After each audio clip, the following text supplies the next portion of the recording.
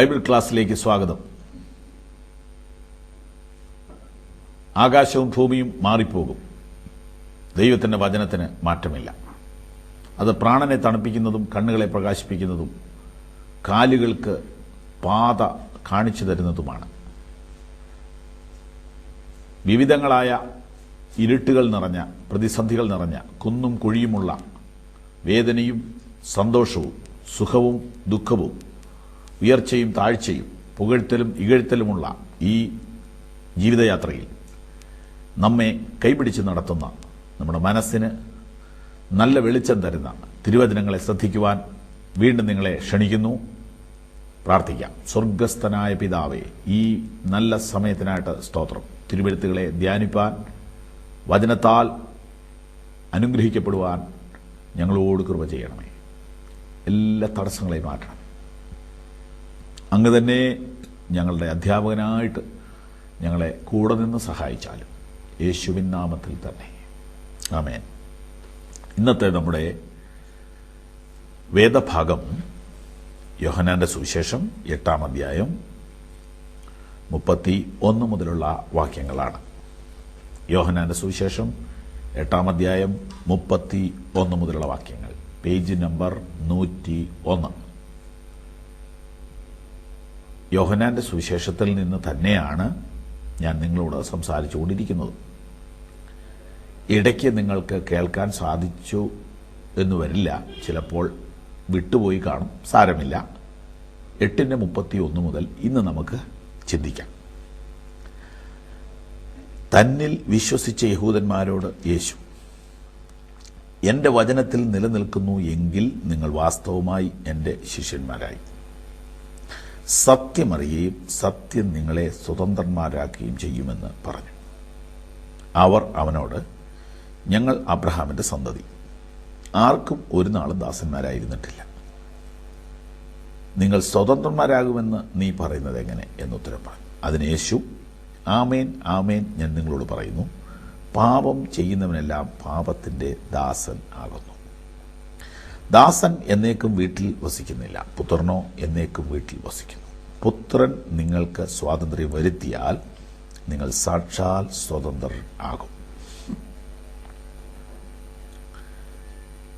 നമുക്ക് ഇന്നത്തെ വചനഭാഗം ഒരുമിച്ച് ധ്യാനിച്ച് മുന്നോട്ട് പോകാം. 31-ാം വാക്യത്തിലേക്ക് നിങ്ങൾ ശ്രദ്ധിക്കൂ. തന്നിൽ വിശ്വസിച്ച യഹൂദന്മാരോട് യേശു, എൻ്റെ വചനത്തിൽ നിലനിൽക്കുന്നു എങ്കിൽ നിങ്ങൾ വാസ്തവമായി എൻ്റെ ശിഷ്യന്മാരായി. സത്യമറിയുകയും സത്യം നിങ്ങളെ സ്വതന്ത്രന്മാരാക്കുകയും ചെയ്യുമെന്ന് പറഞ്ഞു. അപ്പോൾ വാസ്തവത്തിൽ ഇവിടുത്തെ വിഷയം എന്തൊക്കെയാണെന്ന് നമുക്ക് നോക്കാം. 1, വിശ്വാസം. 2, ദൈവവചനം. 3, ശിഷ്യൻ അഥവാ ശിഷ്യത്വം. 4, സത്യം. 5, സ്വാതന്ത്ര്യം. ഇത്രയും വിഷയങ്ങൾ ഉൾപ്പെട്ട മനോഹരമായൊരു ബൈബിൾ ഭാഗമാണ് ഇന്ന് നമ്മൾ ചിന്തിക്കുന്നത്. ഇതിൻ്റെ പ്രധാന പദം, അല്ലെങ്കിൽ എവിടെയാണ് ഇതിൻ്റെ ആ എഫക്റ്റ്? അതെ, സ്വാതന്ത്ര്യത്തിലാണ് ആ വാക്ക് വന്ന് നിൽക്കുന്നത്. യേശു തൻ്റെ ശിഷ്യന്മാരോട് പറയുകയാണ്, അല്ലെങ്കിൽ തൻ്റെ ചുറ്റും വന്ന ജനത്തോട് പറയുകയാണ്, നിങ്ങൾ സ്വതന്ത്രരാകണമെങ്കിൽ നിങ്ങൾ സത്യമറിയണം. അപ്പോൾ നമ്മൾ ബന്ധനത്തിൽ ആണെന്നറിയണം. ആ ബന്ധനത്തിൻ്റെ കാരണം ചില അസത്യങ്ങളാണെന്നറിയണം. അപ്പം ഞാൻ നിങ്ങളോട് ചില കാര്യങ്ങൾ ഈ വചനത്തിൽ നിന്നുകൊണ്ട് പറയാം. സകല മനുഷ്യരും ചില അസത്യങ്ങളാൽ ചലിക്കുന്നവരാണ്, ജീവിക്കുന്നവരാണ്. അതറിഞ്ഞുകൊണ്ടല്ല, അറിയാതെയാണ്. എത്രയോ അസത്യങ്ങൾ നമുക്ക് നമ്മുടെ മനസ്സിൽ കിടപ്പുണ്ട്. ജനിച്ച് വീഴുന്ന ഒരു കുഞ്ഞിനെ പല ആളുകൾ ചില അസത്യങ്ങൾ അടിച്ചേൽപ്പിക്കുന്നു. ആ കുഞ്ഞിനെ സ്വാതന്ത്ര്യത്തിൽ നിന്ന് തടയുന്നു. ഒരുപാട് അസത്യങ്ങളാൽ മനുഷ്യവർഗം ബന്ധിക്കപ്പെടും. ഞാൻ എല്ലാം തുറന്നു പറയുന്നില്ല, എങ്കിലും ചിലത് സൂചിപ്പിക്കാം. കൊച്ചു കുഞ്ഞുങ്ങളോട് തന്നെ എന്തെല്ലാം അസത്യങ്ങൾ പറഞ്ഞു കൊടുക്കുന്നു. അതവരെ മനസ്സിനകത്ത് അടിമത്വം സൃഷ്ടിക്കുന്നു. വലുതായി വരുന്തോറും നമ്മുടെ അകത്ത് കുറേ അസത്യങ്ങൾ അടിഞ്ഞുകൂടുന്നു. ചുരുക്കി പറഞ്ഞാൽ അസത്യത്താൽ സൃഷ്ടിക്കപ്പെട്ട ഒരു മാനസിക അവസ്ഥയിലാണ് ബഹുഭൂരിപക്ഷം ആളുകളും ജീവിക്കുന്നത്. ഇതിനെ പൊട്ടിക്കുമ്പോൾ നമ്മൾ സ്വതന്ത്രരാകും. അപ്പം യേശു തമ്പുരാൻ വളരെ വിലപ്പെട്ട സത്യങ്ങൾ നമ്മളോട് പറയുകയാണ്. ആ വാക്യങ്ങളിലേക്ക് നിങ്ങൾ നോക്കൂ. എനിക്ക് വളരെ ഇഷ്ടമുള്ള ഒരു ഭാഗമാണിത്. അഥവാ ഞാൻ ഈ ഭാഗങ്ങൾ പലപ്പോഴും പ്രസംഗിച്ചിട്ടുള്ളതുകൊണ്ട് എനിക്കത് മനപ്പാഠം അറിയാം. അവിടെ ഇങ്ങനെ പറഞ്ഞിരിക്കുന്നു, നിങ്ങളുടെ ബൈബിളിൽ നോക്കിക്കോളൂ. തന്നിൽ വിശ്വസിച്ച യഹൂദന്മാരോട് യേശു, എൻ്റെ വചനത്തിൽ നിലനിൽക്കുന്നു എങ്കിൽ നിങ്ങൾ വാസ്തവമായി എൻ്റെ ശിഷ്യന്മാരായി. സത്യം അറിയുകയും സത്യം നിങ്ങളെ സ്വതന്ത്രരാക്കുകയും ചെയ്യും. ഒന്നുകൂടെ ഞാൻ പറയാം, നിങ്ങൾ സ്വതന്ത്രരാകണമെങ്കിൽ നിങ്ങൾ സത്യം അറിയണം. സത്യം അറിയണമെങ്കിൽ നിങ്ങൾ വചനം അറിയണം. അപ്പോൾ വചനം അറിയണമെങ്കിൽ നിങ്ങൾ എന്നെ വിശ്വസിക്കണം. കണ്ടോ, ഓരോന്നിൻ്റെ ആ സ്റ്റെപ്പ് കണ്ടോ. തന്നിൽ വിശ്വസിച്ച യഹൂദന്മാരുടെ യേശു, നിങ്ങൾ എൻ്റെ വചനത്തിൽ നിലനിൽക്കുന്നു എങ്കിൽ നിങ്ങൾ വാസ്തവമായി എൻ്റെ ശിഷ്യന്മാരായി. സത്യം അറിയുകയും സത്യം നിങ്ങളെ സ്വതന്ത്രരാക്കുകയും ചെയ്യും. അപ്പോൾ നിങ്ങൾ സ്വതന്ത്രരാകണമെന്നാണ് എൻ്റെ ആഗ്രഹം, കർത്താവിൻ്റെ ആഗ്രഹം, ദൈവത്തിൻ്റെ ആഗ്രഹം. ബൈബിൾ സ്വാതന്ത്ര്യത്തിൻ്റെ പുസ്തകമാണ്. മതം അടിമത്വം നൽകുമ്പോൾ ബൈബിൾ സ്വാതന്ത്ര്യം നൽകുന്നു. മതപരമായ എല്ലാ പഠിപ്പിക്കലുകളുടെയും അടിയിൽ അടിമത്വമുണ്ട്. എന്നാൽ യേശു സ്വാതന്ത്ര്യമാണ് നൽകുന്നത്. പക്ഷേ ആ സ്വാതന്ത്ര്യം നിങ്ങൾക്ക് ലഭിക്കണമെങ്കിൽ നിങ്ങൾ സത്യമറിയണം. അതായത് നിങ്ങൾ അറിഞ്ഞിരിക്കുന്ന ചില അർത്ഥസത്യങ്ങൾ, ചില അസത്യങ്ങൾ പൊട്ടിക്കണം. അതിൻ്റെ പുറത്ത് കിടക്കുന്ന ആ മൂടുപടം എടുത്ത് മാറ്റിയിട്ട് അടിയിലെ സത്യം നിങ്ങൾ കാണണം. അപ്പോൾ നിങ്ങൾ സ്വതന്ത്രരാണ്. ഏത് വിഷയം, ഇന്ന് രാവിലെ നിങ്ങളിത് കാണുന്നെങ്കിൽ, ചില സ്ഥലങ്ങളിൽ ഞങ്ങളുടെ പ്രോഗ്രാം പ്രഭാതത്തിൽ അല്ലാതെയും കാണുന്നവർ കാണും, ഈ CD കാണുന്നവർ കാണും. അതുകൊണ്ട് ഞാൻ നിങ്ങളോട് പറയട്ടെ, നിങ്ങളിപ്പോൾ രാവിലെ ഇത് കാണുകയാണെങ്കിൽ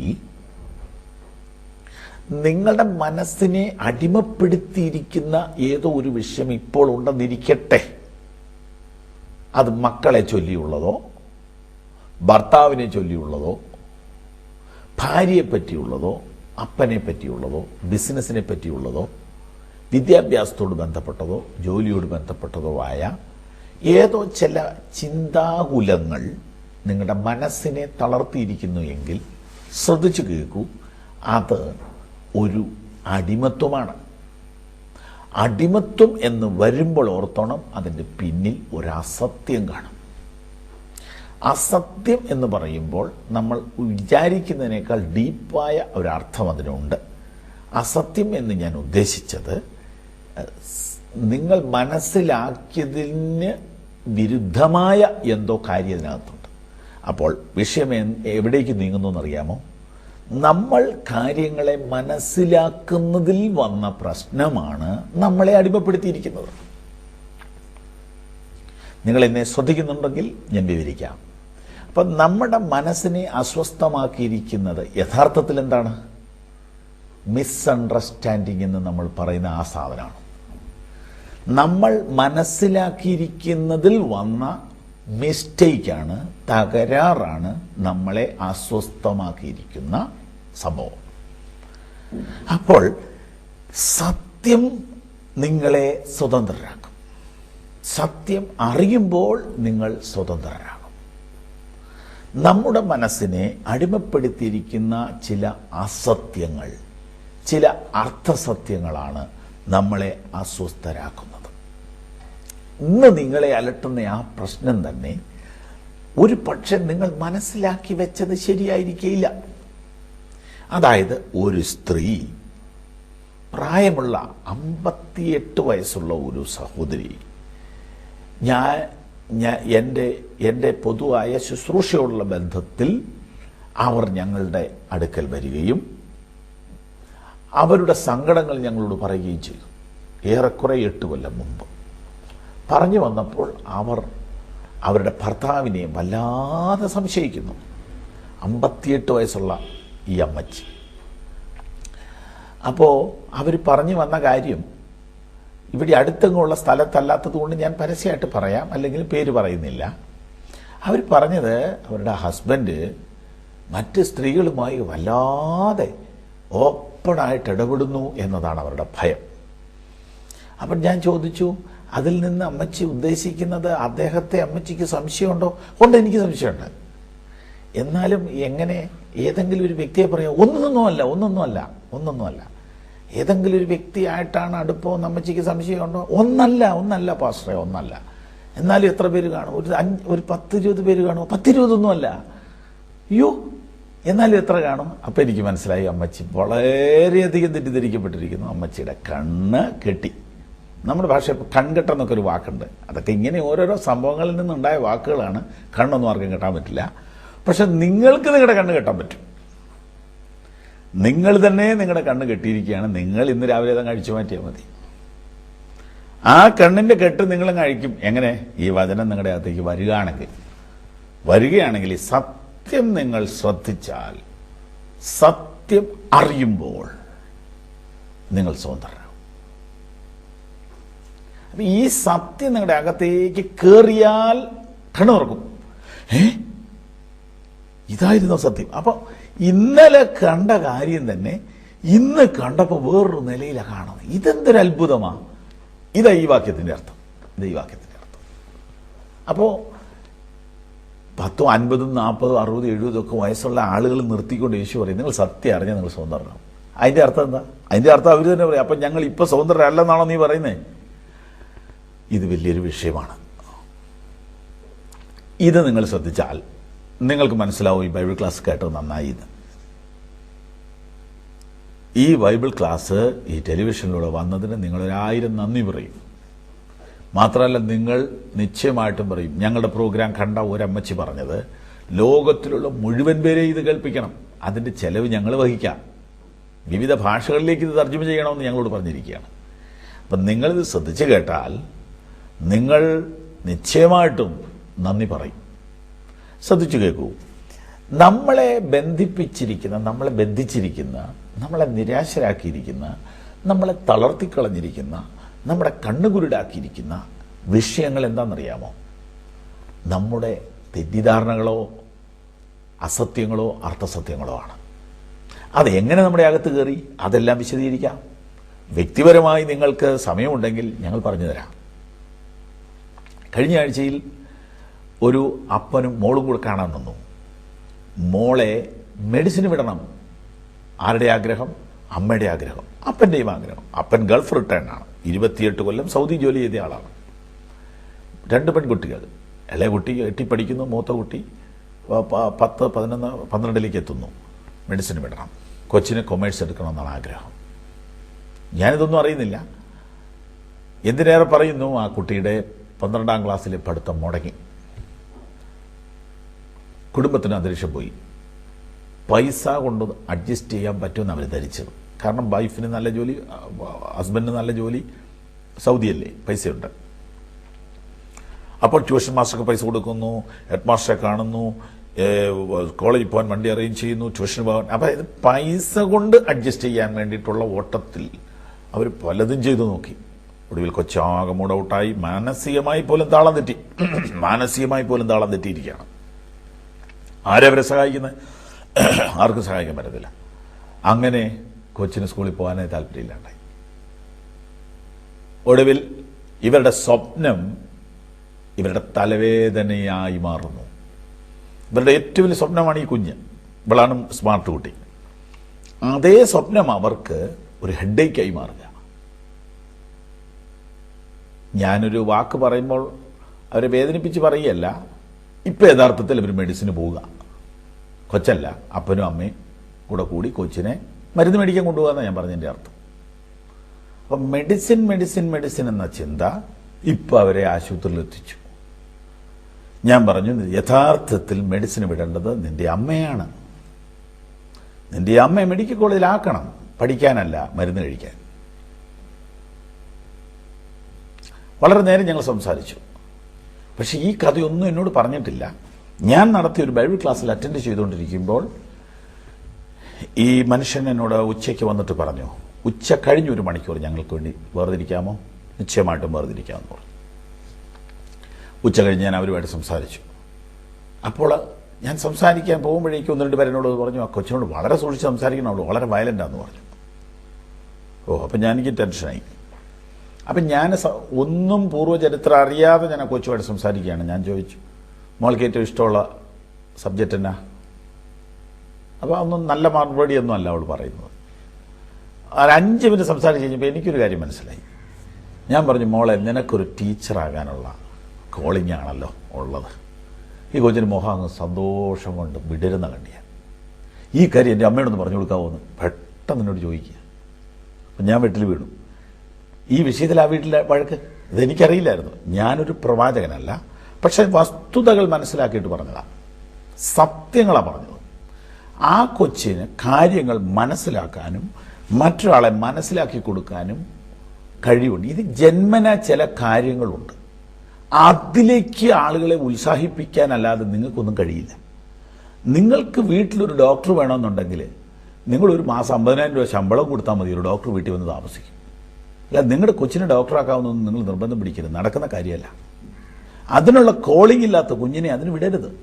അപ്പോൾ ഞാൻ എന്തോ ഇപ്പോൾ പറഞ്ഞു വന്ന വിഷയം, നമ്മളിപ്പോൾ സൈക്കോളജിയിലേക്ക് പോയി. ഞാൻ ശ്രദ്ധിച്ച് കേട്ടോളൂ, എനിക്ക് തെറ്റുപറ്റിയിട്ടില്ല.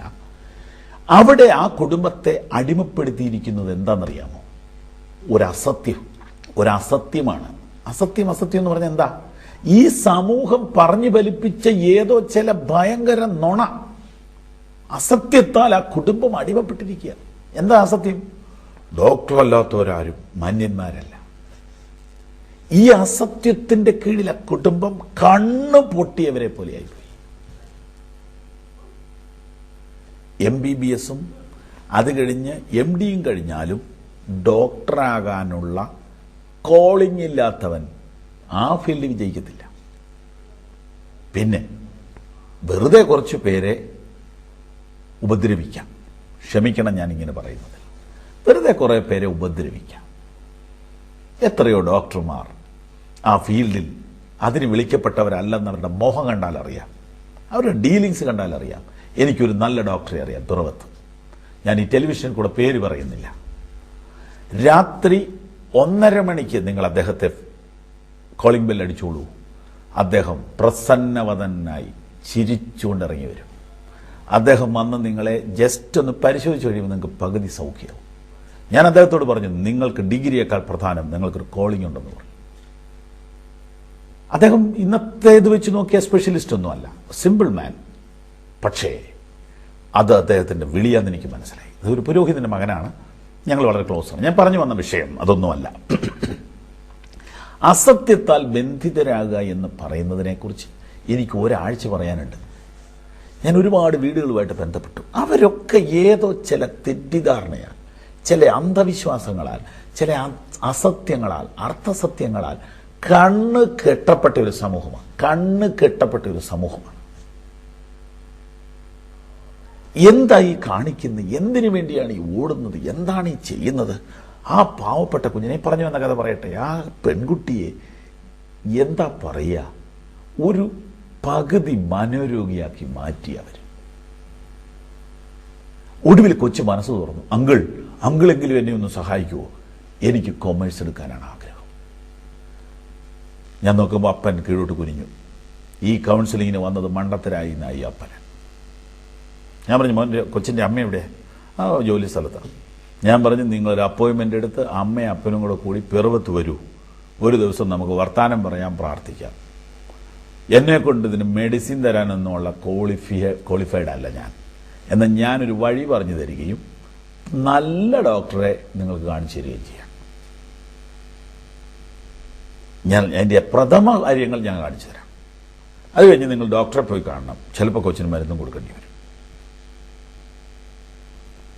അപ്പോഴത്തേനും ആ മനുഷ്യൻ്റെ കണ്ണ് തുറക്കുന്നത് എനിക്ക് മനസ്സിലായി. ആ മനുഷ്യൻ്റെ കണ്ണ് തുറന്നു എന്നുള്ളത് എനിക്ക് നന്നായി മനസ്സിലായി. ഞാൻ പറഞ്ഞു, നിങ്ങൾ എന്തൊരു മണ്ടത്തരമായി ഇത്രയും നാളും ചെയ്തത്. അവരെ കുഞ്ഞിനെ വല്ലാതെ പീഡിപ്പിച്ചു. അവർക്കറിയില്ല അവരുടെ ജീവിതവും കുഞ്ഞിൻ്റെ ജീവിതവും രണ്ടാണ്. ഇതൊരു മനുഷ്യനാണ്. ഓരോ മനുഷ്യരും ദൈവത്തിൻ്റെ സൃഷ്ടിയാണ്. അതിനൊരു ഇൻഡിപെൻഡൻ്റ് ലൈഫുണ്ട്, അതിനൊരു ആത്മാവുണ്ട്, അതിനൊരു ജീവിതമുണ്ട്. അതെങ്ങനെ വേണമെന്ന് ദൈവം തമ്പുരാനൊരു പ്ലാനുണ്ട്. കുഞ്ഞിനെ ദൈവത്തിങ്കിലേക്ക് തിരിക്കണം, സത്യമറിയണം. സത്യങ്ങൾ അറിയില്ല. ആരിത് പഠിപ്പിക്കും? അധ്യാപകർ പോലും ധാർമ്മികതയില്ലാതെ ഉള്ള ഒരു രീതിയല്ലേ സത്യത്തിൽ ഇപ്പോൾ വന്നിരിക്കുന്നത്. ടീച്ചേഴ്സിനെ ഞങ്ങൾ വളരെ ബഹുമാനിക്കുന്നു. പക്ഷേ എല്ലാ ടീച്ചേഴ്സും അതൊരു ശുശ്രൂഷയാണ്. സമൂഹത്തെ വളർത്തുന്ന, വാർത്തെടുക്കുന്ന, ഉന്നതന്മാരായ മൂല്യബോധമുള്ള കുഞ്ഞുങ്ങളെ സൃഷ്ടിക്കുന്ന ജോലിയാണ് ഞങ്ങൾ ചെയ്യുന്നതെന്ന് എത്ര മാനേജ്മെൻറ്റുകൾക്കറിയാം. അങ്ങനെയുള്ള നല്ല മാനേജ്മെൻറ്റിനെ ഓർത്ത് ഞാൻ ദൈവത്തെ സ്തുതിക്കുന്നു. കുഞ്ഞുങ്ങളെക്കുറിച്ചൊരു വലിയ വിഷൻ വേണ്ടേ? ടീച്ചേഴ്സിൽ, ഇന്നത്തെ ടീച്ചേഴ്സിൽ ഒരു 50% ഈ വിഷൻ ഉണ്ടോ? അതോ ശമ്പളം ശമ്പളം ശമ്പളം, പോർഷൻ, സിലബസ് ഇതല്ലേ? എന്നിട്ട് എന്ത് സംഭവിക്കുന്നു? രാവിലെ 7 സ്കൂളിൽ പോയിട്ട് അവിടെ നിന്ന് നേരെ ട്യൂഷൻ സെൻ്ററിലോട്ട്. അപ്പോൾ ഈ സ്കൂളിൽ എന്തോ നടന്നത്? ട്യൂഷൻ സെൻ്ററിൽ എന്താ നടക്കുന്നത്? ഇത് രണ്ടും കഴിഞ്ഞ് ചൊടിയിൽ വേറൊരുത്തനെ വീട്ടിലിരുത്തി പഠിപ്പിക്കുക. എന്താണ് ഇവിടെ നടക്കുന്നത്? നമ്മളൊരു ഭ്രാന്താലയം സൃഷ്ടിക്കുകയാണ്. ടെലിവിഷൻ നിങ്ങൾ നന്നായി കാണണം. ഇതിൻ്റെ CD നിങ്ങൾ ആവശ്യപ്പെട്ടാൽ അയച്ചു തരാം. ഒരിക്കലേ കാണാൻ പറ്റുള്ളൂ ടി വിയിൽ. ഇത് ഞങ്ങളീ പറയുന്ന സന്ദേശം നിങ്ങൾക്കൊരു 50 പ്രാവശ്യം കാണാം. CD അയച്ചു തരാം. സത്യം അറിയുമ്പോൾ സ്വതന്ത്രരാകും. അതുവരെ നാം ബന്ധനത്തിലായിരിക്കും. ഈ സന്ദേശം നിശ്ചയമായിട്ടും തുടർച്ചയായിട്ട് കാണണം. ഇത് തീർന്നിട്ടില്ല. ഇതിനകത്ത് പല കാര്യങ്ങളും ഇനി പറയാനുണ്ട്. അതുകൊണ്ട് ദയവായി നിങ്ങൾ അടുത്ത മെസ്സേജ്, ഇതിൻ്റെ കണ്ടിന്യൂവേഷൻ കാണാൻ മറക്കരുത്. കൃത്യമായിട്ട് കാണണം, നിശ്ചയമായിട്ട് കാണണം. ഇന്നെന്താ ഇത്ര നേരം പറഞ്ഞത്? പറയാം. യേശു പറഞ്ഞ വാക്യമാണ്. ഈ വാക്യം തന്നെ അടുത്ത ദിവസം വായിക്കും. റിപ്പീറ്റ് ചെയ്യുകയാണെന്ന് തോന്നരുത്. ഇതിൻ്റെ ബാക്കി പറയാൻ പോവുകയാണ്. ബാക്കി പറയും, ശ്രദ്ധിച്ച് കേൾക്കണം. എന്തത്യാവശ്യം ഉണ്ടെങ്കിലും ഇതിൻ്റെ ബാക്കി കാണണം. ഈ CD നിങ്ങൾ വാങ്ങണം. യേശു പറയുന്നു, തന്നിൽ വിശ്വസിച്ച യഹൂദന്മാരോട് യേശു, എൻ്റെ വചനത്തിൽ നിലനിൽക്കുന്നു എങ്കിൽ നിങ്ങൾ വാസ്തവമായി എൻ്റെ ശിഷ്യന്മാരായി. സത്യം അറിയുകയും സത്യം നിങ്ങളെ സ്വതന്ത്രന്മാരാക്കുകയും ചെയ്യും എന്ന് പറഞ്ഞു. അതായത് ഈ വചനം വായിക്കുമ്പോൾ ഞാൻ ഇങ്ങനെ കാണുകയാണ്. യേശു മനുഷ്യനെ നോക്കിയിട്ട് അവൻ ബന്ധനത്തിൽ ഇരിക്കുന്നത് കാണുകയാണ്. കാര്യം, അവൻ വില കൂടിയ വസ്ത്രം ധരിച്ചിട്ടുണ്ട്, അവൻ വലിയ വാഹനങ്ങളിലാണ് ഇരിക്കുന്നത്, അവൻ്റെ വീട് വലുതാണ്. പക്ഷെ യേശു കാണുന്നത് അവൻ ബന്ധനത്തിലാണ്. ഈ ബന്ധനത്തിൻ്റെ കാരണം ചില അസത്യങ്ങളോ അർത്ഥസത്യങ്ങളോ തെറ്റിദ്ധാരണകളോ ആണ്. ഇത് മാറണമെങ്കിൽ ഇവൻ സത്യം അറിയണം. സത്യം പറയാൻ ആർക്ക് കഴിയും? ആരുണ്ട് സത്യം അറിഞ്ഞവർ? ഇവിടെ ഇതാ സത്യമായവനാണ് വന്നിരിക്കുന്നത്. ഞാൻ തന്നെ വഴിയും സത്യവും ജീവനും എന്ന് പറഞ്ഞ് യേശു പറയുക, നിങ്ങളെൻ്റെ വചനമറിയുമ്പോൾ നിങ്ങൾ സത്യമറിയും, അപ്പോൾ നിങ്ങൾ സ്വതന്ത്രന്മാരാകും. അടുത്ത ദിവസം അടുത്ത CD-യിൽ അടുത്ത ദിവസം മറ്റേ ഇതിൻ്റെ ബാക്കി കേൾക്കാം. നിങ്ങൾ വചനം അറിയണം, അങ്ങനെ നിങ്ങൾ സത്യമറിയണം, തെറ്റിദ്ധാരണകളുടെ കൂട് പൊട്ടിച്ച് പുറത്തു വരണം, നിങ്ങൾ സ്വതന്ത്രരാകണം. പ്രാർത്ഥിക്കാം. കർത്താവായ ദൈവമേ, അങ്ങയുടെ വചനം എത്രയോ മധുരമുള്ളതാണ്, അതെത്രയോ അനുഗ്രഹമാണ്. ഞങ്ങളുടെ അന്ധമായ ചില ധാരണകൾ ഞങ്ങളെ അടിമത്വത്തിലേക്ക് നയിക്കുന്നു എന്ന സത്യം ഞങ്ങൾ അറിയാൻ ഈ വചനം മൂലം സഹായിച്ചുകൊണ്ടിരിക്കുന്നതിനാൽ നന്ദി പറയുന്നു. പിതാവേ, നിത്യതയ്ക്കായിട്ടുള്ള ഈ യാത്രയിൽ ഈ വചനമെന്ന വെളിച്ചം തന്നതിന് നന്ദി പറയുന്നു. യേശുവിൻ നാമത്തിൽ തന്നെ. ഇതിൻ്റെ CD ആവശ്യപ്പെടുക, തുടർന്നും കാണുക, കേൾക്കുക. ദൈവം നിങ്ങളെ അനുഗ്രഹിക്കട്ടെ.